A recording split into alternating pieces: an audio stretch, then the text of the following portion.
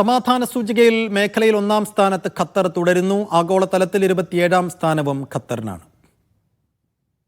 ആഗോള സമാധാന സൂചികയിൽ middle east north Africa മേഖലയിൽ 7-ാം തവണയാണ് ഖത്തർ ഒന്നാമതെത്തുന്നത്. സ്ഥിരതയാർന്ന ഭരണവും ശക്തമായ സുരക്ഷയും ഖത്തറിന് തുണയായി.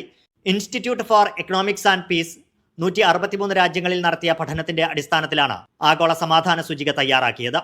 ആഗോളതലത്തിൽ 27-ാം സ്ഥാനവും ഖത്തറിനുണ്ട്. 31-ാം സ്ഥാനത്തുള്ള കുവൈത്താണ് സമാധാന സൂചികയിൽ ഖത്തറിന് പിന്നിലുള്ള GCC രാജ്യം. ഒമാൻ 42-ാം സ്ഥാനവും UAE 52-ാം സ്ഥാനവും ജോർദാൻ 72-ാം സ്ഥാനവും നേടി.